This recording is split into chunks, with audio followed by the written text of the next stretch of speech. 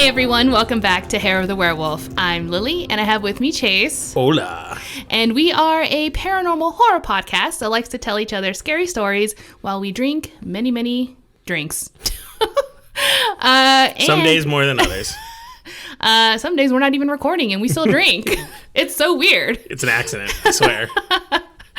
Well, we like telling each other like true scary stories. Allegedly true. Allegedly true. It really depends on... It makes it more fun if you pretend it is true. Right. What you think. Who knows? Maybe it is. Maybe it isn't. But either way, what are we drinking today, Chase? Boom. Even though it's Oktoberfest season, I am feeling super hoppy. So I'm drinking a La Cumbre Elevated IPA OG. Nice. Whoop, whoop. So I'm pretty excited about it. I haven't had an Elevated in longer than I care to admit, and it tastes divine. Yeah, it's really good. Lily, however, she's like, I'm too good for beer because all I see in front of her is a shot glass. And it was filled with rum. There's also an Nalgene water bottle, which is not filled with rum, but you know what I meant. But it is a clear liquid. It's called the anti-alcohol. Yeah, it's the cure. So anyway, I don't know. Do we have any announcements or anything that we need to say? No, I don't think so. We're gearing up for October. Do you want to talk about what our plans are for? Oh, you know what? Let's go ahead and announce some of the things that we're thinking about, because I don't see a reason why to wait. I mean, Absolutely. We're almost there. Yeah, why we're not? Gearing up. This September is one of the longest months because we're just desperately waiting for October. It's also super long because we're packing up to move at the end of the month, but that's a different issue. Lily has got all kinds of fun things planned for October. Yeah, so I think what I'm going to be doing, obviously, I'm going to be releasing, as I always do every single year, my movie list. So it's 31 days of horror movies, and I will submit probably on my social media, but also on the Hair of the Werewolf one, the calendar, so you guys can either watch along or pick whichever ones you want, or you can tell me how lame they are. We've been doing this every year for a very long time. Probably almost a decade. I think we've been doing this since 2012. And we are usually very good about seeing almost everyone. Sometimes things go up and you can't watch a movie, but we almost see every movie every year. Yeah, we really are good about it. And the movie list changes every year. We like to have a mix of new movies we haven't seen, old classics. We have certain ones that we always have on certain days. Like we always kick off the month, the last day of September, with The Thing. So that's actually the 32nd movie because it's always at the beginning. That's just always going to happen. Yeah, for sure. And then a few other classics, of course. And then another thing I'm going to be doing is creating a Hair of the Werewolf fall drink. I am not a mixologist, so I'm still having issues with perfecting the ingredients and the recipe, but I'm having a fun time figuring it out. Yeah, the summer one went over well. We think maybe this could be a cool gateway to seasonal concoctions of imbibery. Yeah, exactly. So hopefully it'll be delicious. It's going to be a lot more of a cozy kind of drink, so hopefully that'll work out. And also, the last thing that we're planning on doing for October is that we're going to have merch available. That's the hope. Yeah. Hopefully in time for it. We're actually going to launch something. We still haven't figured that out. Because October 31st will be our one whole year of episodes where we haven't missed a week. It'll be our anniversary. And that we're going to start, just so that we can keep things organized, that will be the start of season 2. Just so we can keep things organized within a year. It's not because anything changes with our... Seasons to us just mean the year we started. So it'll be allows season us to 2, keep track year 2. Of things and everything. Right. But yeah, this is pretty exciting. So Yay. We'll give you more information as it happens. The movie list is very up and coming. I saw you working on it. I think it's almost done. Well, or at least the list is done, and I can make something that looks pretty for it. Yeah, you usually create the calendar thing, and then I just pick the movies. So, yay. Let's do this. All right. So with all that said, I think we should jump into our stories, because if you're like us and already drinking, we're getting impatient. So let's do this. All right, There's Lily. no patience. So I'm actually curious, because when Lily got to this story, she was researching multiple other stories. Yeah. And she's into them, but then she's like, no, not this one, then this one. So I know she's going to do the other ones, but I want to know why this one captivated her. So I'm pretty excited to hear it. Okay, so obviously this is, for me, a very interesting story, but the reason why it captured my attention is because I had no idea it existed. So for me, it's a learning as well. So even though it might not be as scary as some of the other ones I was researching, sure, which I will get to eventually, of course, I always do. But for me, as someone who had never heard of it, that's what drove me to research more. So here we go. My story for today is called Ghostwatch, the show. It's a movie, kind of. Your face. Okay, so I discovered the other day there's something called High School, the musical, the show or something like that. It says like the musical twice or the show the twice. So you're just telling me this is a show, but it's a movie. What's happening So it's called Ghostwatch, and it came out in 1992. The BBC aired a Halloween special called Ghostwatch.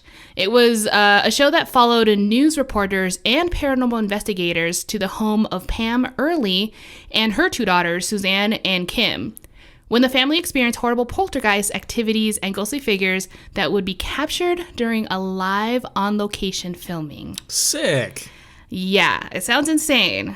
So, without further leading you on, let me tell you that this is 100% fictional. Okay. However, this did not stop millions of people, or probably more like thousands, to be honest, hundreds of thousands of people, reporting and or experiencing their own physical, mental, or unexplained experiences. So it had That's how rumors start. That's how rumors start. Or maybe it was a really creepy place, and they said this is a good place to make the story, and other people just picked up on it. Yeah. So let me go into it so you can understand more. So let's start from the beginning. On October 1988, Stephen Volk, who was a writer, pitched the idea to BBC that he wanted to write a 6-part supernatural series that followed a reporter and paranormal investigator team into the home of the family that was supposedly tormented by a ghost. Initially, the idea, like I said, was supposed to be 6 episodes, but the first was going to be pre-recorded, and then the 6th final episode would be aired live, and they would be experiencing paranormal activity. Okay. However, the BBC was like, no. So instead they asked... It's like, oh, I like that idea. Not happening. I like it, but no. Basically what they said is not a whole series. You get like a special movie show on our channel. Okay. Like basically. So he's like, okay, we'll do that. Now, under the condition though he agreed with that is that it would be aired as if it was a real live broadcasting. The BBC did agree to this, but in retrospect, it's safe to assume that even they weren't exactly sure what Volk had in mind. I have one quick question because something just jumped in my mind. Was this aired in the early 90s? 1992. I know this story. You do? So I've heard of the story too, but not... Yeah, I heard of it. I didn't watch it, and I remember I was like a couple years ago, I told you about it, and I said we should see if we could find a way online to find this movie to watch it. Yeah. I know about it. I haven't seen it, so I don't know the specific details, but I was intrigued. As I learned more about it, I was like, I think I know the name, and I know it was like I thought it was just a BBC movie or something like that, but I certainly did not know the impact it had in the UK. So I remember someone describing it as being like when the original radio broadcast of War of the Worlds happened. Yes, I was going to talk about that next. So that's exactly what happened. Like I said, to get just the perspective, the found footage filming style itself was basically unheard of at the time. This was years before Blair Witch? 7 years before the Blair Witch. Yes. And it would have been the first time people would have experienced it. So even though like War of the Worlds would have existed already, that felt even different on its own too. Oh, absolutely. So even, I don't know, I'm not saying like that wouldn't have fooled me at the time or anything like that, but it was more theatrical. Like there was actual, background songs and scores and sound effects and things like that when they broadcast. So it felt like a movie. The initial broadcast came in like an emergency broadcast. Yes. So they brought you in and then it became obvious, but it didn't stop the fact that at the beginning people were panicking like aliens are invading. What do I do? Right. What I wouldn't have done to go back in time. Like when people say you can go back in time, what would you see? Obviously things like dinosaurs and whatnot. I want to see people freak out to the War of the Worlds. Oh my God. I want to see people freak out to this because this is insane. So yes, again, people had no idea what they were getting themselves into. And they all thought it was real. It was done so well. They sure did. Nice. And there was no score. There was no There was nothing that indicated as it was airing, nor did they ever mention while it was broadcasting that it was fake. That's so cool. It was being done like it was real. They were saying things like, this is actually happening. Nothing, no indication whatsoever. So here we go. So as the production continued, Volk made the decision to bring in actually famous British actors who would play as themselves. The most notable being Michael Parkinson, who was a very well-known TV broadcaster, journalist, and author, and also actor Craig Charles, who is at the time would have been on the popular show Red Dwarf. He played Lister. He's one of my favorites. Yeah, he was very, very well-known in the UK. Greatest accent ever. That's pretty fun. By the actors playing themselves, it would have further given the illusion that the show was real, especially with Parkinson acting as the host where he is pretending the paranormal investigation like a news broadcasting. So he was presenting it like, welcome to blah, blah, blah. Oh, absolutely. Today we have a story for you, like that, like a segment. While the audience watches with him, the events unfold in real time. So the camera goes back and forth. Do you know what I'm saying? You know what I'm saying? Yeah. Okay. So as obviously they're filming and this stuff is already establishing and the producers are getting wind of what's going on, they did get concerned, the station did. And they were like, okay, we do need some sort of warning beforehand. Like before it starts, not from the host itself. Like a disclaimer. A disclaimer, exactly. And so what they did is that they had an announcement at the beginning. And then a second thing they did as well was include writing credits at the end of the movie, indicating that it was fictional. So but you had to look for it. You kind of had to figure out what that meant. Well, let's also be fair. If you're traumatized by something, when the credits are rolling, the last thing you're thinking is like, wait, there's credits. You're sitting there going like, oh my God, the world's a really scary place. I'm going to die. Exactly. So, I don't barely count that second one, but okay. Yeah, I didn't even know who the director of Fight Club was because when I first saw that movie, I was so young, it had an impact on me. Sure. That the credits rolled and I was like, that was so real. You're like, as an adult, I was like, oh my God. It's forever changed. I was such an angsty teenager. We all were, Chase. We all were. But the one thing that they did do is provide a phone number, which was presented within the movie, shown by Parkinson, encouraging audience to call and share their own paranormal experiences. The number was 081-811-8181. That's easy. It was a real number. The idea was to make it like operators were standing by to receive real phone calls. But in reality, when you called the number, people were greeted by a pre-recording messages informing them that the show was not real. So it it used a dual purpose. So here we go. What it did was make it seem like, they were getting calls from people on the movie because it was already pre-recorded. Everything was already pre-recorded, obviously. But when you call in real time as it's airing, it makes you feel like you really are engaged, like it's happening in real time. So again, they really nailed it on the head on this one. That's cool. Yeah. Okay, so on October 31st, 1992, at 9:25 p.m., the show began. There were no more warnings, and the BBC had now released its most controversial TV show for 11 million people to watch. Well, those are high viewing numbers. It was their highest viewing ever at that time. So, obviously it's surpassed now, but at the time it was one of their highest. Did it surpass the moon landing? I think it said one of the most high. I don't know if it was. Maybe it's to entertainment as opposed to news reports. I think so, for sure. Heck, there's Super Bowls that have surpassed the moon landing. It's really kind of sad and depressing. But there's also more people with more TVs. I don't know. That is one way to look at it. We always adjust for inflation with money, but do we adjust for inflation of population? For viewing, who had what, yeah. Oh, okay.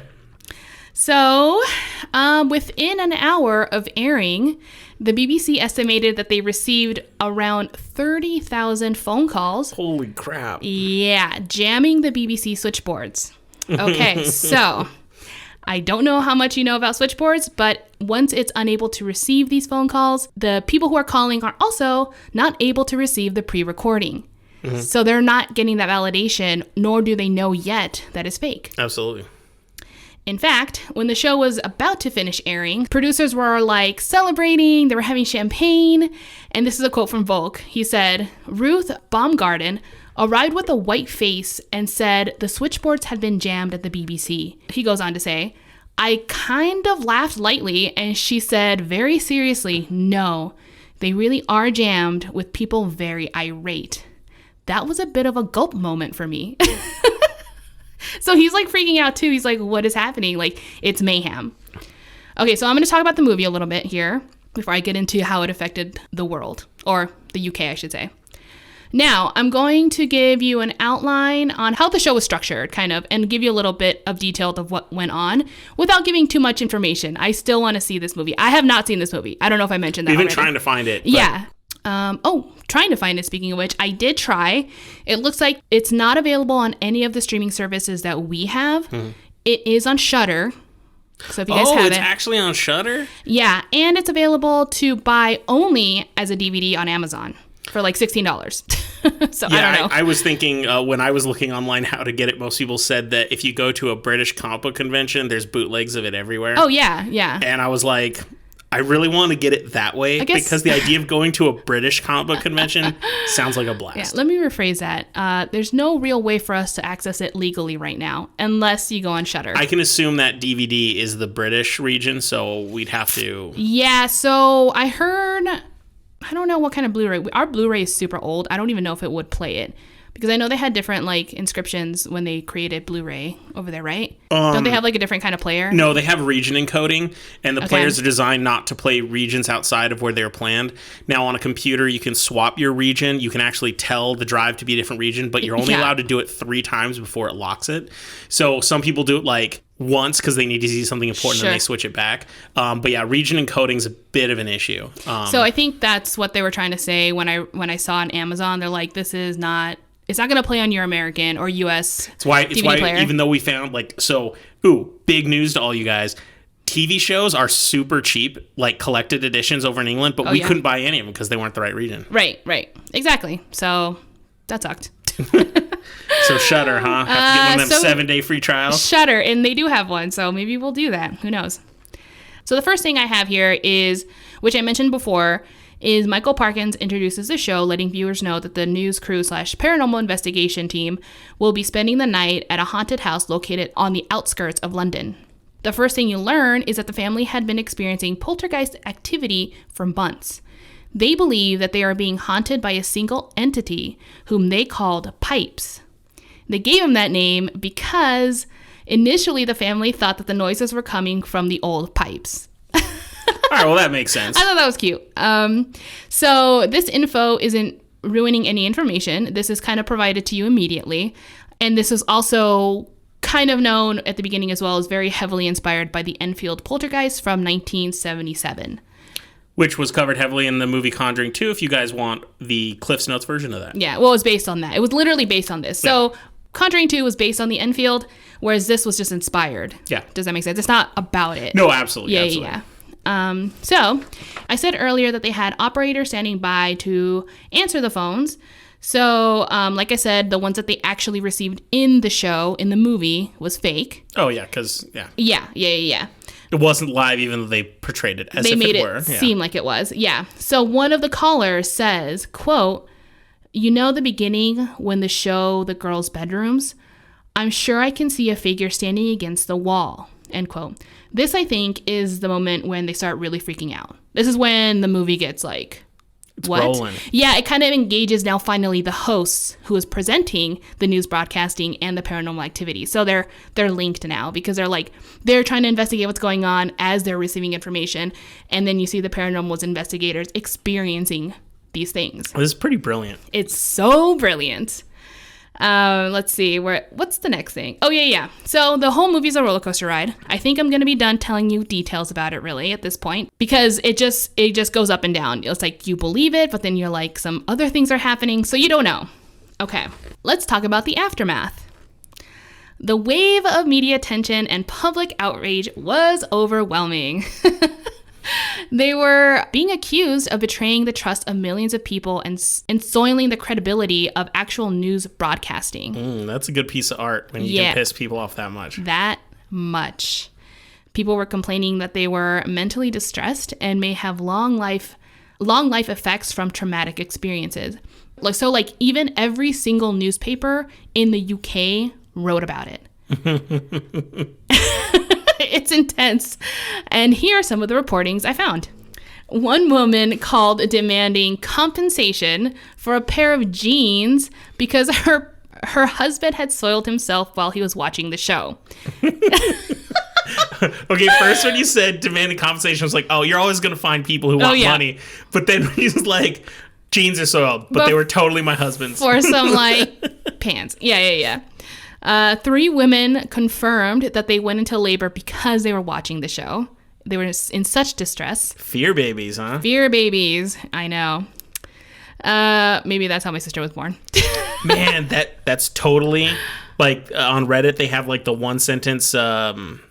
to help you write a story, like they just give you a sentence. Writing prompts, I think. Yeah, writing prompts. How amazing is this idea of a baby who's born because their labor was triggered by fear has like lifelong lasting issues because of this? I think there actually are studies about that. Well, I meant a story, but that's supposed to be scary. Sure. I'm sure there's studies. I meant like for R.L. Stein or Stephen King to write some good hokey story. Yeah. Do you hear that? Do it now. Do it, Mr. Stein. You too, Kuntz. Okay. Yeah, we didn't forget about you. Phantom's bomb. Yeah. So bomb. Oh my God, where was I? Oh yes, labor. People reported that they were now experiencing their own paranormal activity in their home. So they're starting to be like, oh, I think either they were just so scared. Yeah, they're just scared. Or, what I'm going to say next, a priest called the station letting them know that although he was aware the show was fictional, the images and the implications of evil was enough to invoke real evil into people's lives, particularly demonic ones. So he thinks that things surfaced. Things are coming. So what if there was so much distress caused by it, it weakened the constitution of so many people that it allowed them to become weak for the stuff that always existed to get to them? They always say that this stuff only affects people who are weak, but what if it was just so scary? Or turns them into believers. It made so many people so weak. Yeah, because if you're such a skeptic and then you truly think this is a thing that's happening, like, whoa, we're finally getting evidence, the evidence that all skeptics have been waiting for, and turn into believers, this leaves them into a vulnerable state. Yeah. We're on to something here. We're on. Yes, I agree. Okay, so from that, the British Medical Journal published an article in 1994, so this was 2 years after, that 2 boys, one 10 and 11-year-old, were diagnosed with PTSD. They linked the cause to Ghostwatch. The boys had been admitted to the psychiatric unit where they were treated. The 11-year-old said he had experiences like, quote, sleep difficulties, nightmares, fears of the dark and sleeping alone, fears of ghosts, intrusive thoughts, and panic attacks, end quote. This was not the only incident that children were diagnosed with PTSD that was linked to the show. But this, that's just like the big one I was able to find in the medical article or whatever. Just to put it out front, I feel really bad for the kid. I'm sad that he's going through stuff. But what I'm hearing that sounds like is he might have been a kid with a lot of problems and was just looking for a trigger. And this just happened to be it. So that's actually, okay, that's fair to say. But at the same time, maybe that trigger wouldn't have been so hostile or it even exist if the show had been more open about the fact that it was fake. Okay. I mean, people didn't know. If you tuned in just literally right after the announcement, you would never have known. But I'm just saying, I think movies portray it. If you're telling scary stories around a fire, the people most affected were the people who are going to be scared anyway. Okay, that's fair. That's just the way I'm looking at it here. I suppose. We'll see. Another incident occurred in Nottingham. The Denham family sat around on Halloween and watched the show together. Percy and April Denham, parents of Martin and Gavin, noticed that their son Martin was progressively getting more and more agitated as the program continued. I should mention that Martin, although 18 at the time, had a learning disability that caused him to have a mental capacity of a 13-year-old. Okay, so yeah. Okay. So while he was watching the show, his parents also saw him begin to curl up into a ball and become almost unresponsive. Aww. I know, it's sad. Like he was unable to pull away from the television, like he was hypnotized, is how she put it, the mom. Immediately after the show ended, Martin became obsessed with ghosts. His parents claimed that even his personality began to change, like he was in a trance. To make matters worse, the family's home also had a faulty central heating system that caused banging or knocking sounds all about the wall. Well, that's just not going to be fun. That just sucks all around, for sure. And unfortunately, just 5 days after the show aired, Martin committed suicide. What? I know. I'm sorry. Yeah. I was going to say, well, maybe he'll turn this into something really positive but man, oh, poor kid. No, it went really dark there for a second. That's heartbreaking. Yeah. He was, sorry about this again.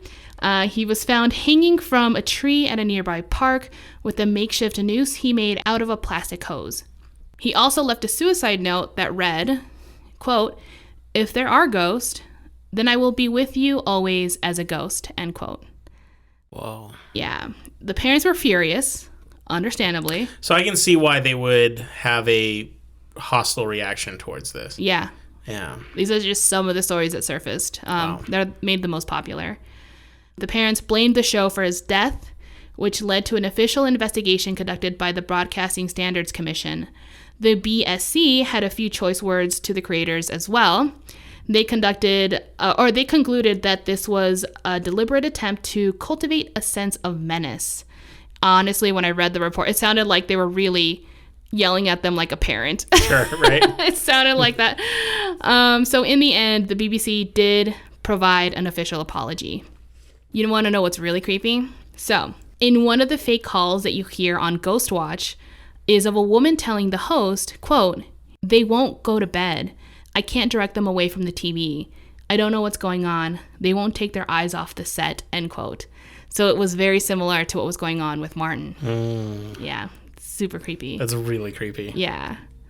Not surprisingly, the BBC decided to ban Ghostwatch and decided to never mention it again. Yeah, I remember reading that there was enough controversy. That's why you can't find it anywhere. Yep. They literally pretended like it never happened. Much like most embarrassing moments in my life.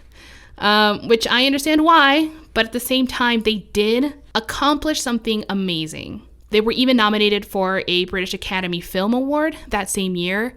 But again, the BBC was adamant to never mention it again and ordered the Radio Times to do the same. So after all that, you might be wondering, like, why did the parents not stop them from watching this or even allowed them to watch it to begin with? Well, I found out the answer. One of the actresses, the main reporter, Sarah Green, was also an actress, obviously already, and a host to 2 popular children's shows. Oh, no. Boom. So seeing that she was on a Halloween special... They assumed it was children appropriate. It was for kids. Okay, now okay. That was a bad move, I think. I mean, I don't know. In hindsight, it was a bad move. I don't know. It'd be like having a Ghost Hunters episode and then Mr. Rogers is on it. You're like, wait a minute. Yeah, you're like, hold on, Mr. Rogers. What are you doing there with that pipe? Just kidding. Don't you say a bad word about that man. Yeah. He is an angel. He's our neighbor. Yeah, so that's basically what happened there. For about 10 years, the BBC was able to hide their shame. This is back in the day when we didn't have social media. Boom! You could make something disappear, and if you missed the episode and you missed the tabloid the next day, you never knew. Yep, there is no hiding from the internet. Once people were able to spread the word and bring Ghostwatch back into light, people began to express how much they loved it. Only the negative responses back in 1992 were given attention and space in the media to bash the movie, so you never heard the other side of the coin. But now that with the internet, people formed groups and fan art to commemorate the movie that started their love for horror and inspired them to create movies, art, and books and things like that as well. This response led to the BBC to re-release the movie, but this time only as a DVD. Despite the gesture, the BBC, to this day, still refuses to air the movie on their station.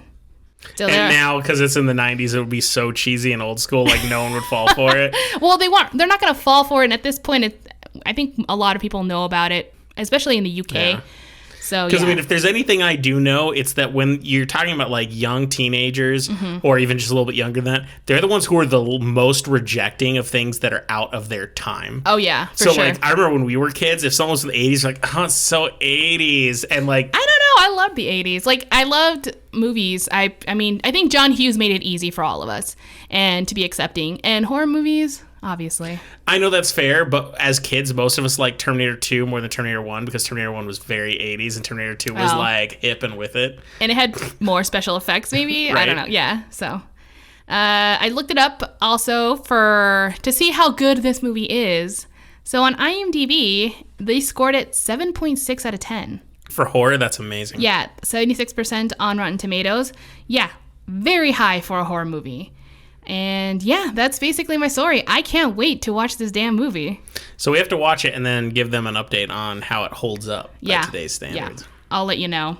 I do want to give real quick credit to a YouTube channel called Inside a Mind. I got a really, really good substantial information from them that let me research into other things. A little bit shout out there because really, really good channel, by the way. Well, I got to say, it sounds like the people who made this show were just absolute geniuses ahead of their time. For sure. Maybe what they did was just so controversial, they're never going to get the credit due for what they may have shifted or done with the entire medium, because a lot of people are going to realize, oh, there's a whole new thing that you can do. Yeah. There's so many times during media where people realize, oh, you can do this. Sometimes in music with influential artists or movies or TV, this one was so controversial, we're never going to realize how impactful it may have been. That said, it's always important to acknowledge the sad things that come with it, like that poor kid who, exactly. I hope his family has been able to deal with that. It's just a really sad story to hear.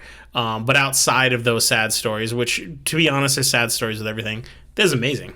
I can't wait to see this. I know. And you know what? I was watching, so obviously I didn't see the whole thing, but I was able to capture clips from people reviewing it or talking about it on YouTube or just whatever. And I think it would still hold up. Does it look like the 90s? Yes, but like home movie 90s. So you're already okay with that because it looks real. You're not lost in the... Yeah. No. There's no like special effects that went wrong or something weird. No. I think it looks good. It looks like found footage horror. Perfect. Yeah, it's awesome. I can't wait to see this. This is good. Okay, so I'm excited because I had looked this up, and I remember telling you about this years ago, and then I promptly forgot about it because I couldn't find it anywhere. And I remember thinking when I first saw it a couple years ago, it said, if we're ever in England, we need to go to comic convention. And we were in England, but there was no comic conventions while we were there. No. We might have been able to find it, but we can get a Shudder account for at least a short while. Just for a second. Maybe for October. I'm definitely putting this on the list as a side thing. Like, obviously, I know not everyone's going to want to subscribe to Shudder just to see this movie, but I'll put it as an alternative, like you can watch this movie that is available in the US or Ghostwatch, which I recommend. So here's an honest question for you. Imagine you are back in 1992 and you want to call with a story because you're scared. Mm-hmm. Do you think you would have rather have gotten the message and found out it was fake, and maybe that would have been disappointing? We're like, oh, everything was fake. Or would you have found it scarier if you got the busy signal? Or, well, let's be fair. These are British people. They say it's engaged, not busy. Engaged, but, yeah. But whatever it is, like you can't get through. Would you find that scary because so many people are calling in? I don't know. Gosh. My inner desire to always be scared is definitely wanting to get the engaged signal. So you'd be like, oh, there's so many people. I'd be like, scary. What? Yeah, exactly. It's like, well, they can't even like get it together. This is so awful. Like, what's going on out there? Yeah, because I think like even knowing myself when I was young or whatever, I would have been really terrified that night. But the next day, it would have been pretty clear to everyone that it was fake. So I think I could have handled a night of terror for that kind of like nostalgia that I'll remember for the rest of my life. Well, another question I think I'd have is for people who saw it, especially when they're in impressionable age, because since it was presented as legitimate like news, I want to know if people, their memory, even if they know now it's fake, is as strong as like when we grew up, there were several major news things. I remember the earthquake in LA. I remember seeing the oil fields on fire in Kuwait. Was it Kuwait or Iraq? And I remember O.J. Simpson running in his Bronco, all these things. Would people put it? These are things that you remember as a kid watching the news. Like, yeah, because they were like, do the people around those same impression ladies, do they see this in the same light as they see like news stories of, the Unabomber or something? Unfortunate for me, I was there for the you were actually in LA when that happened. I was like, wait a minute, this got sucks. The live show. Oh, what's up? Nope, don't do it. Don't do it. All right, well, that was awesome. Yeah. I think I need a shot after hearing that, but we're going to go get a drink. We'll be back in just a second, and trust me, you're going to be excited. I've got a doozy of a story today. Yes. Okay. So we'll be right back. Okay. Welcome back, and welcome to our stomach, who is filled with beer and rum. So anyway, we're good. We're refreshed. What do you have for us, Chase? It's been a while, but now it's time for an end of episode encounter. And I walk out, and I walk across the road. There it is up there. Oh, God damn it! Oh. Calm down, it's there, but you can see it, but it's not going to hurt you. Go on.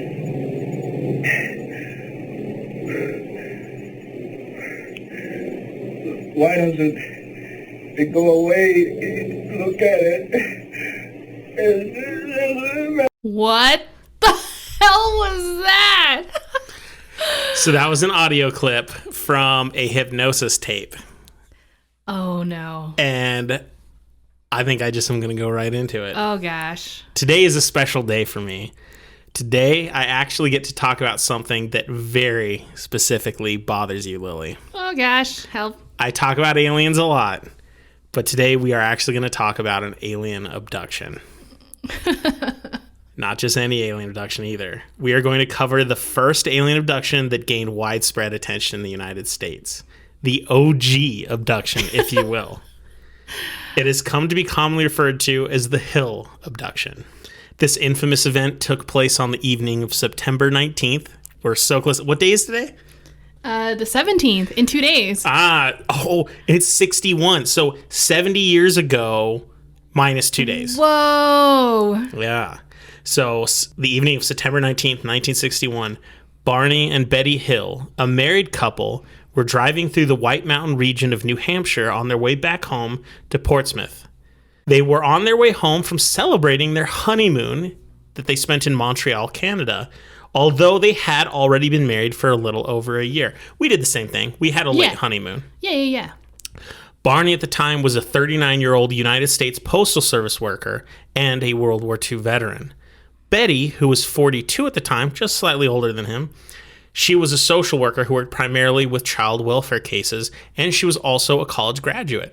We're talking 1961. Mm-hmm. That's a big deal. This is a good thing. Yeah, that's kick-ass. We're trying to demonstrate that both these people are worldly, they have experience, things like that. They were an active couple, both in their church. They were in the Unitarian Church and the NAACP, as well as various other volunteer organizations. This honeymoon was an unplanned and spontaneous decision for the couple. It was a 3-day trip that spanned Montreal all the way to Niagara Falls, which I'm jealous of. I really want to go to Niagara Falls. It'd be pretty cool. On their drive home, they stopped at a diner in Vermont for some food. According to the Hills, they left the diner around 10 p.m. at night to drive the remainder of the journey home, expecting to return home by about 2 a.m. Now, I just want to say, this was one of those moments where I was admittedly surprised. When you read about things that happen, before you're born, different time frames, sometimes things catch you by surprise. I wasn't alive in the 60s, so I'm not exactly sure what it would have been like to drive at midnight on the highways. I guess in my mind, I just kind of assumed it wasn't that common at the time.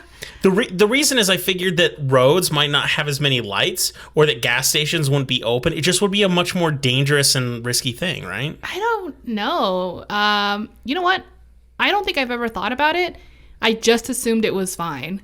Well, and I'm not saying that people weren't doing it, but especially back then, you didn't think there was like this super late night life. Like the city that never sleeps in New York might be a slightly different thing, but... For me, I believe more 40s, 50s. But by the 60s, I don't know. Think so? I really think it probably would have been very doable, like open gas stations, things like that. I think that's what you're referring to, right? Like the resources you might have along the way or whatever. This would be a good question for me to ask my parents, because they would have been, by this time, at least early teenagers or pre-tweens, and they would have had a much better idea. And I should find out. I just thought it was weird when I hear about people driving, expecting to get home at 2 a.m. in 1961. I'm like, isn't it like pitch black and there's no gas stations? If your car breaks down, you're screwed. But I think if you've mapped out your route, unlike what we do today, we're kind of like on the mercy of our internet and, you know, our data and accessibility as it comes, versus someone who might have planned this out really well ahead of time with what bottles of water, food, etc. I remember in 2006, I believe, I went on a road trip out to San Diego with my buddy John, and I had atlases with me, and I had memorized the route, so I knew where every turn was, and that's an 800-mile journey, and I knew exactly where I had to go. And I think that's the mindset. So I don't know if they really required the same kind of things that we do these days, because we're not mapping it out. That's don't know. true. Yeah. Well, anyway, I guess we'll get back to the story. I just thought that was a weird addendum. Yeah. While the Hills were on their way home, they spotted a bright light in the sky. It appeared as if the light was following them, and increasing in brightness the longer that they drove. As they drove through the winding roads, the light seemed to mirror their path and rarely disappeared out of sight behind the trees. No. Barney, who was an aviation enthusiast, wasn't immediately concerned. He figured that it might have been a trick of the perspective, making it seem like it was following them. It was just maybe far away. Mm-hmm. He assured Betty that it was likely a satellite that had gone off course. They decided to investigate further and pulled off at a picnic site to get a better look. They also, I didn't write this down, but they also were giving their little dog a walk, because they had a little dog with them. He's what kind of dog? Too. I don't remember, but you can see a picture. He looks adorable online. Okay. Thankfully, they had a pair of binoculars with them, too. Kind of makes sense, because they went to Niagara Falls. Maybe they wanted to do some sightseeing. Oh, yeah. My parents always had binoculars when we were on road trips. I think it's like a thing. Every parent had binoculars. It's smart, and every time I'm on a trip, I keep asking myself, why didn't I bring my binoculars? I always used my parents thinking I was Harriet the Spy, and I was not, so... So they decided to bust out the binoculars at the little campsite. When Betty caught sight of the object through magnification, she was taken aback. The light was not a satellite, as Barney had, suggested. Mm-hmm. What she saw, she described as a flat object that was spinning in the air. Betty had actually heard a story from her sister earlier in which she had claimed to see a flying saucer. Betty began to suspect that is exactly what she was seeing now. Weird. Barney, however, he was skeptical. He had been described as a very intelligent, practical man, and to him the idea of a flying saucer was preposterous. At first, he suggested it was a commercial airliner. That was until the object began to move. It began to descend rapidly and approach the couple. And him being a vet, I think he understands how these machines work. Exactly. Well, he actually talked more about this. He said it couldn't be a plane. He said it could have moved, it moved kind of like a helicopter the way it descended, but it was silent out. You would hear a helicopter, even at a distance, with how close it seemed to be. They returned to their car and continued to drive, yet the object continued to get closer to them. No. At this point, Barney was getting concerned. He grabbed a handgun he stored in the car and put it in his pocket. That's how you know. Oh, that's how you know it's serious. Yeah. So in one of the recordings earlier, it talks about how he was screaming, saying, "I need to get my gun." And when in hypnosis, "I need to get my gun," he had to pull it out of the trunk and put it in his pocket. Oh, my gosh. So he grabbed his handgun that he stored in the car and put it in his pocket. Once the object got to around 100 feet from them, Barney stopped the car, but left the engine running. He got out and walked into the adjacent field, leaving Betty in the car. At this point, he could clearly see the object. It was around 40 feet long, 12 meters for metric, but it was not a plane. It was rotating. It was a flat round object with windows and 2 red lights along the sides. The word pancake is used regularly in their descriptions. Barney says he saw gray figures in black glossy uniforms looking at him through windows along the side of the object. Ew. He said they were anywhere between 8 to 11 of them, and they were not human. He then claims he heard a voice telling him to keep looking. At this point, the craft allegedly began to transform or adjust, and 2 wing-like objects emerged from the sides, and a long object began to descend from the bottom. At this point, Barney began to panic and ran back to the car screaming, quote, "They're going to capture us," end quote, to Betty. Oh, God. Now, and is she seeing this as well? She's seeing this. Okay. So I am also going to preface here, I read this story told through 4 different sources, and the vast majority of it is identical, but there's slight changes. One of the stories said that he felt the urge to raise his gun, but he couldn't. Another one never even mentioned that. So I'm piecing together stories and trying really hard to make sure all of this is as accurate as possible. Okay. So some stories might disagree with some of these things, but for the most part, this But is you're what we giving an have. overall I'm doing accepting... my best. Sure. To make it a I understand. conducive story. Yeah. He got in the car and they sped away, and the object rapidly pursued them. Betty put her head out of the car window to try to spot the ship. It's at this point that they began to hear weird beeps and other noises that felt like they were reflecting off of the car or possibly even coming from the car. The car began to shake, and Barney and Betty lost consciousness. Oh, my God, no. When they regained consciousness, 2 hours had passed. Furthermore, And they were in the car? Yep. Oh, God. They had traveled 35 miles from their previous location. Holy shit. Just lost some time here. I'm actually sweating. I'm so nervous. Okay, go. When they finally reached their home in Portsmouth, New Hampshire, around dawn, they took stock of their situation. They realized that both of their watches had stopped working and would never again work. Whoa. Betty's dress had been torn at the hem, zipper lining, and near where her sternum would be. You can even see a picture. It's a big Oh, hole. fuck no. Okay. Barney's shoes, which were dress shoes, by the way, had noticeable scuffs on them. I assume, this is back in the 60s. Having a nice pair of shoes that you kept buffed, Yeah. that's a big deal. It is. It's not like today you might see a scuff on your shoe you didn't notice. You're like, oh, I must have hit something. But If anything, today we're like, yeah, the dirtier my Converse looks, the better. Exactly. But this is back when people took pride in their shoes. And let's be honest, I don't think shoes have ever been as good as they were in like the mid to early 20th century. Sure. Their binocular strap was also broken, and both of them described feeling off and not themselves. Barney also felt compelled to examine his lower half, particularly his genitals. Oh, God. However, he found nothing in examination. They also noticed concentric circles in the trunk of their car. They claimed that compasses would behave erratically when it was moved near those circles. Whoa. And when they pulled it away, the compasses would behave again. Did they sorry, you might say this, I'm a little...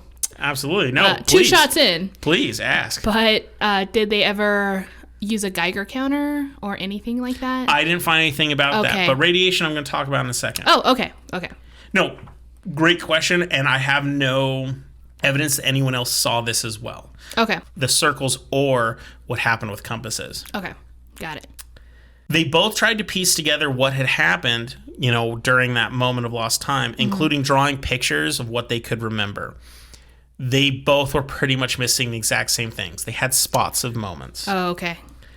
The Hills actually contacted the Air Force to report the incident because there was an Air Force base not far from where this happened. Okay. They were concerned about radiation and wanted to take necessary precautions. Now, the military did do some form of investigation. I was having trouble finding out how the lengths of it, but it didn't seem super in-depth. And this information was at least forwarded, if not fully investigated, by Project Blue Book, something we mentioned in previous episodes, but we're not going to go into that because it's not important to this story. During this investigation, the primary suggestion to them from the military was that they had mistaken Jupiter in the night sky. Oh, I swear. I swear. I swear. I think we should keep. And I swear by the moon. Sorry. And Jupiter. I think we need a counter for every time someone says it's like a star or a planet, and then once we get to like 10, I have to take like an extra big shot or something. Why? But anyway, one thing that is important that I didn't see in a lot of them in a lot of the reports, but I saw in a video, and I saw it because she was being interviewed, and I saw her say, and this was back in the day, that the military base did confirm that they tracked an unidentified object on radar at 2:14 a.m. in the exact area they claimed to have seen. So they knew. There was something. Like they knew it was there, but they didn't know there was literally what was going something. on. Yeah. So many of the stories that missed that until I saw her say it from her own lips. I'm like, Yep. ooh. And it was like old school 60s interview. I'm like, all right, we're going to talk about this. It's real. Yeah. Over the coming months, both of the Hills experienced anxiety, sleeplessness, troubled dreams, and other signs that they had undergone a traumatic ordeal. Betty would soon begin to have very vivid dreams related to the incident that she would eventually document by writing them down. Oh, smart. Now, I'm going to talk about what she wrote down later because I'm not going to talk about it now. I'll talk about it in a second. But the Hills would also talk with friends and church groups about the incident, but made no effort, none, to seek publicity or fame for this encounter. It would be years before the mass media got wind of this event. But the reporting to the military and everything was documented as happening years before. So it's not like they said, oh, this happened years ago and So it they didn't. have proof of it occurring, obviously. There's evidence that it existed because there were even Yeah. local stories wrote about it back in 61. It would not make mass media for years. Sure. Okay. This is important because that makes it unlike most UFO encounters. I agree. And obviously, going to the military first is definitely not a move of someone who wants to be just famous or like make up something, you know, because otherwise the military might be like, no, you're dumb. There was nothing in the sky or whatever. But there is. Absolutely. And part of me also and they thinks- want to keep it under wraps. So And what endears me to Barney is I have this notion that because he was a vet too, he said, maybe this was a military thing, and if I contact them, maybe they'll calm me down and just be like, oh, it was just a military thing, relax. So I bet he was That's just smart. like, there's a good way. I don't know. I think I might have done the same thing too. If you and me see something crazy, I'm not going to be like, oh, I need to go to the news. I'm going to be like, I'd like to contact authorities and make sure everything's okay. Yeah. That's me. I That's think, a me kind of person. if anything like that was happening, I'm going to put on my chastity belt and be like, get through this, bitches. No samples, and we're going to take a quick break because I need a shot. Oh, yeah. And then we're going to continue the story. So Okay, so pour, opening up pour, the pour, bottle. pour. Picking up the shot glasses. Shot time. Cheers. Cheers.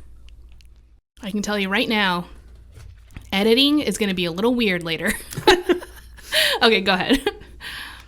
So, as I said, the Hills would talk to friends and church groups about the incident and made no effort to seek publicity. It would eventually break out. There were some news stories at the time, but it didn't get widespread attention, and they weren't trying to get it. In 1964, 3 years after the incident, the Hills decided to undergo hypnotherapy because of multiple suggestions to try to find out what happened to them during their period of not remembering. Yeah. So wait, what year did they do that? 64. 64. So this event Oh. happened in 61. So 64 is when they decided to undergo hypnotherapy because they had been bothered so much by sleep issues and all this Yeah. stuff. They decided to deal with it. This was mostly a personal struggle for them. This wasn't because people were like, what happened? What happened? They were having issues. Particularly Betty was having troubles with sleeping and she was upset about this. So Would this also have been around the time they started getting famous for it? no. Not yet. This was just before So they're it. just trying to get a cure What or like happens with the a... hypnosis is one of the reasons it became famous. Oh my God. Yeah. Okay, go. Oh my God. So Barney was the most skeptical of hypnosis, but figured it might be a good way of helping Betty understand her dreams better. They were referred to a hypnotherapist by the name of Benjamin Simon in Boston at the time. And so they were in Portsmouth, which is just north of Boston. I mean, Oh, yes. that's a quick drive. That's closer than like Santa Fe's to us. Like, Yeah, it's just yeah. one of them things. At the time, Simon considered the alien abduction to be a fabrication and unrealistic. And he was like, this bubkiss. But he was interested in seeing what was going on with their Sleep memory lapse. yeah. He intentionally hypnotized them separately as to limit their abilities to influence each other's recollection of events. It took several months of sessions to gather all the information, but they were able to piece together what seems like the main story. You got a lot of it. I played a clip earlier from one of Yes. this hypnosis sessions. Oh my God, that was heartbreaking. That was when he left the car and he went to the UFO and he saw it in the sky. God, his reaction, I don't know. Unless Didn't feel fake, did it? it didn't, yeah, I don't know. It did not feel fake was or upset. rehearsed. It felt like, yeah, it felt real. It was very real. And I'm scared. That's the part that messed me up, is Yeah. when you hear it, you're like, oh, this is no longer just someone telling me a story. They're feeling a story. They're going through it again. Barney was the first one who was hypnotized. And during his interviews, his hypnosis interviews, which you can listen to on YouTube, by the way, at least the long one, he regularly becomes tearful and upset, at times even yelling or screaming. One moment in particular, when he talks about getting his gun, he appears overcome with fear and emotion. So much so that the doctor has to stop the session to calm Barney down before they continue. Betty was also emotional during her hypnosis, but only required a single moment in which the doctor had to calm her down because she had tears running down her cheeks. Although there are some differences in their stories, the vast majority of the information matches quite well. Here is a synopsis of what allegedly happened to them when they blacked out. Okay. The reason I didn't talk about what she described in her dreams is because they're all very close. Her dream descriptions and what happened to her hypnosis, they're all pretty similar. That may be a good thing, it may be damning, but whatever it is, here's essentially the information put together. Sure. Okay. As they were running in their car and the ship was pursuing them, the ship allegedly attached itself to the car, maybe even landing on top of it as they tried to escape. And then they were brought from the car by the beings and led into the spaceship. Once within the spaceship, they were separated and forced to undergo various examinations. They were placed on rectangular metal tables as several processes were undertaken. They claimed that nail clippings were taken from their fingers, skin scrapings were taken and brushed onto a cellophane-like material. Betty claims that needles were injected into her navel and it was extremely painful. My God. Barney claims that a cup was placed around his genitals and he believes that a sperm sample may have been taken. Oh my God. An object was also allegedly placed into his anus briefly, possibly for a sample as well. Oh, okay. Barney's recollections, though, were less detailed than Betty's, as he claims to have had his eyes closed most of the time. Betty, you said? No, Barney. Barney. Oh, okay. Betty claims to have seen a lot more and that she was able to speak to one of the beings who she believed was a leader-type figure, who was able to communicate with them. It was as though he spoke in some form of language, but she was able to understand it as some semblance of English, although it was fractured. Barney's story was similar, although he described it as a, quote, thought transference, end quote. During interviews when people said telepathy, he was unfamiliar with that term. That's so creepy. Because he wouldn't have... This isn't a well-known concept of the whole experience. 1961. Yeah. Or rather for him, like he wouldn't have been like, oh yeah, telepathy. I mean, I know that it's really would have already been in fiction. But I'm actually going to talk about that even later, but I think we should talk about it right now. Is that, yes, if you look at comic books and pulp magazines and everything. I mean, superheroes. Yeah, for obviously. 50 plus years, the good writers have been doing amazing stuff with this. Yeah. But this wasn't general public stuff. You know, a lot of movies, especially because of censorship and rules, a lot of movies and TV shows were limited in what they were able to show. So some of this, a lot of people, there was no exposure to this. A lot of this was new ideas. And he was kind of an older generation, even in the 60s. He was a World War II vet in the 60s, yeah. So he, who knows what his exposure was. And even if it was incredibly well versed in all these kind of like supernatural or UFO things. He might have been. He may have read a lot of cool comics when he was a kid. But... Exactly.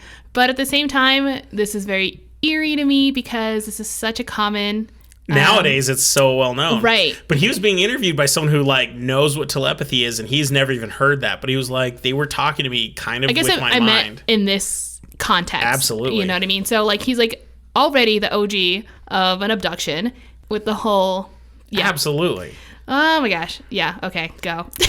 So during their communications, Betty was informed from this leader type figure that they would not be able to remember this encounter. She was also shown a holographic star map in which the creatures alleged showed their home. They were led... Ooh. Yeah. Whoa, it was like they stalkery. gave her a lot of information. And one of the stories, I don't know how... None of the other stories talked about this, was that one of the figures tried to offer her like symbols and books to take with her, but then everyone else was opposed and said no, and we're going to wipe her mind or blah, blah, blah. Okay. There was confusion there. I don't know how much to buy there. But this star map becomes important later. Okay, I was going to say, like, did she take anything with her? Was she able to... She remembers the star map. And we're going to... Yeah, and that's important. We're going to get to that. Okay, I'm so ready. They were led off the ship and returned to their car, and then they resumed their drive. And this is when the effects of the memory wipe began to take hold, which is why they would have woken up kind of, yeah. Yeah. After the hypnosis, Simon concluded that he believes both of their recollections were possibly fabrications as a result of the vivid dreams Betty had following the incident, whatever the incident was. Both Betty and Barney deny these allegations, however. But despite this, it should be noted that the hypnosis sessions did help Barney and Betty overcome their troubles. They seemed far happier and were no longer burdened with troubled sleep or other issues afterwards. Good. So this was a net benefit. It kind of feels like maybe these thoughts or whatever process they were using to suppress these memories was too much for them, and that like their brain was constantly trying to flare up or like come up with these memories back. Like it was such a disturbance to their activity. Absolutely. Their brain activity was too fired up to figure out what was going on. That's just a theory. That's what I'm going to think because I'm always scared of I think it's a good one. Yeah. So these pictures, that's Barney and Betty. That's what they drew of what it looked like, and that's an artist representation later. Oh my gosh.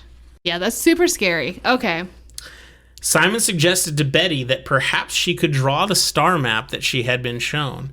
She did her best and drew a diagram featuring 12 stars and lines connecting them, which she referred to as trade routes.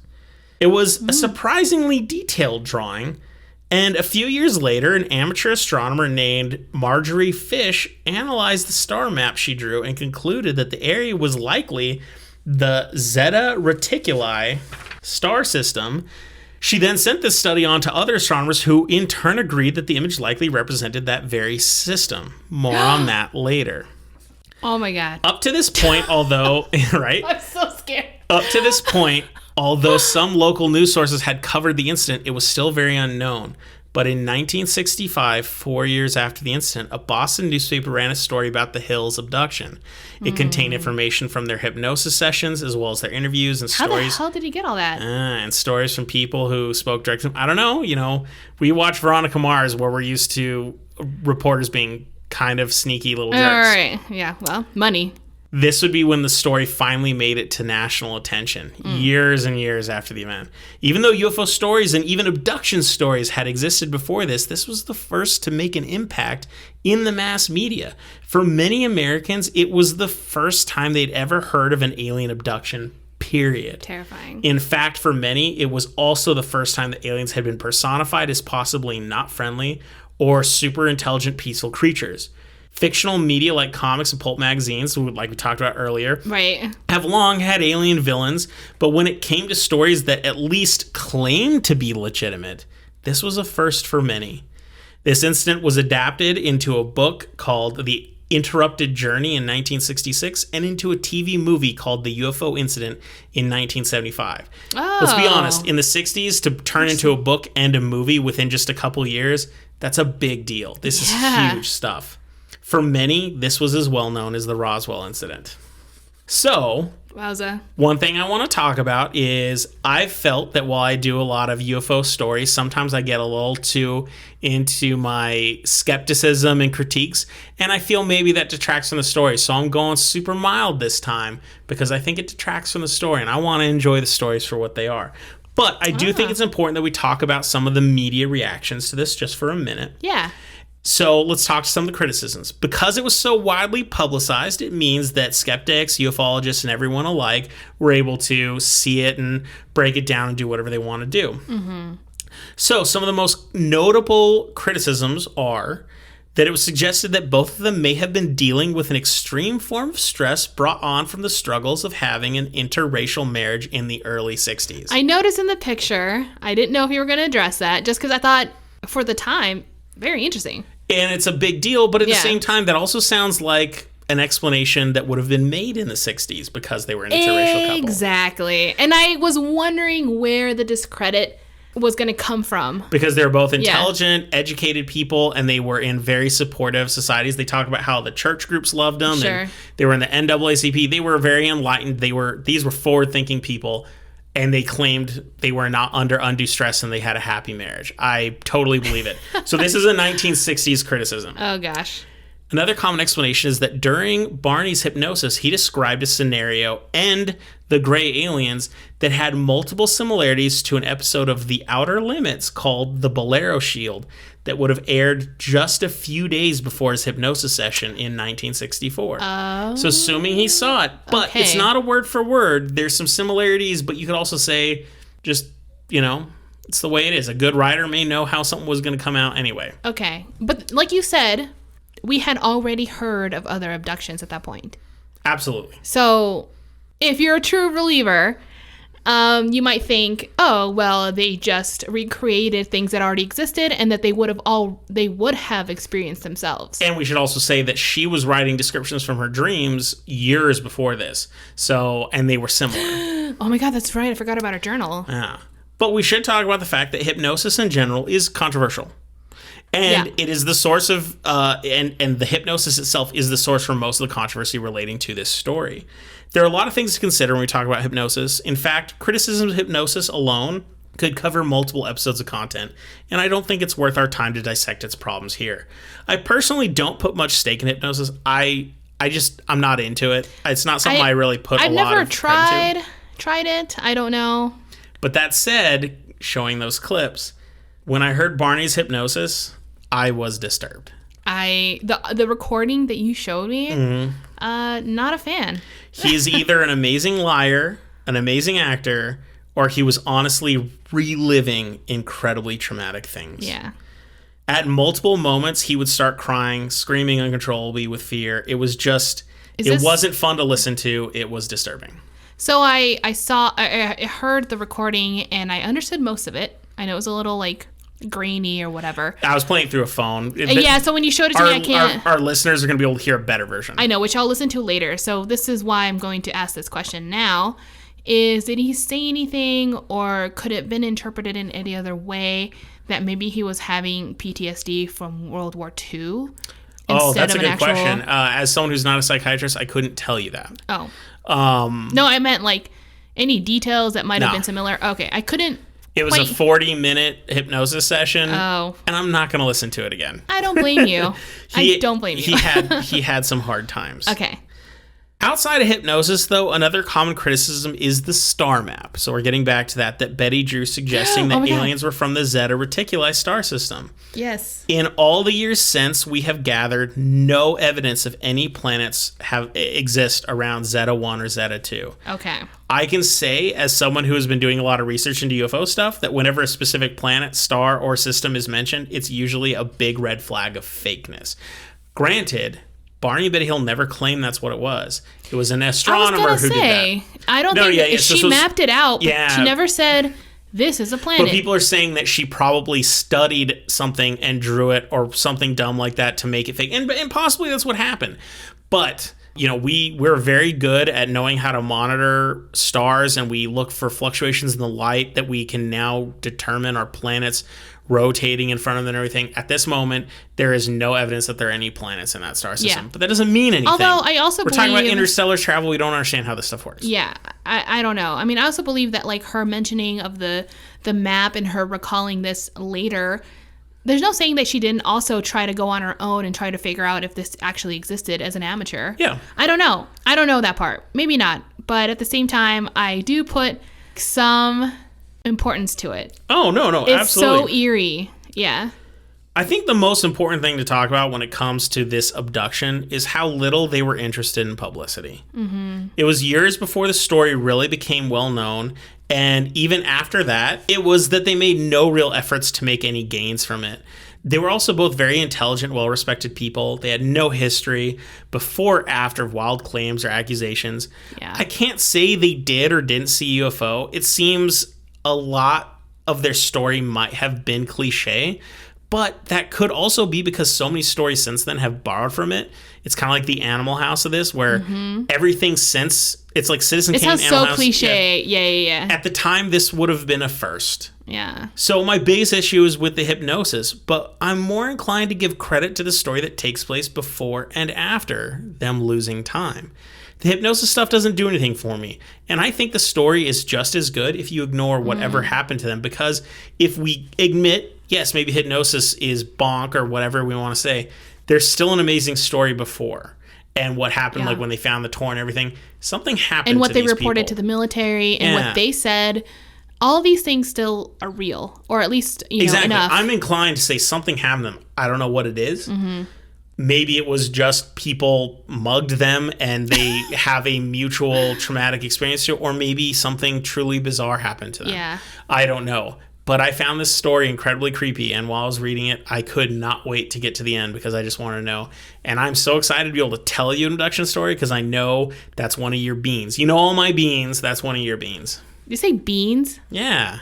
Like beans? Yeah, like jumping beans. It makes you jump. Oh my god. I've never heard that You know, before. jumping beans. It's one of the things that makes you jump.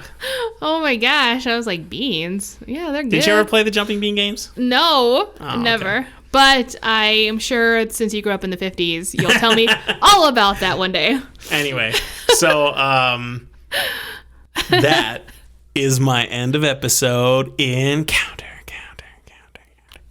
So I'm hoping, I think I wanted to make sure that the stories I was researching had more impact, that I felt it was better to just focus on the story and less about criticisms, but note things that are important or so extreme that's there. So hopefully that works for you guys, because I think it makes me enjoy the story more myself. I think that really is how to approach a lot of these. Now, obviously, if there's like something literally stabbing Ludicrous? you. Yeah, like you're like, it's stabbing me in the eye. I cannot avoid this. It's so fake. Yeah, if I'm Then rolling my eyes, I'm going to talk Yeah. about it. And hypnosis is kind of along that lines with me. Yeah. However, and I hate to admit this, as someone who has put no credit to hypnosis in my life, when I listen to that hypnosis tape on YouTube, it's one of the most creeped out I've ever been. Really?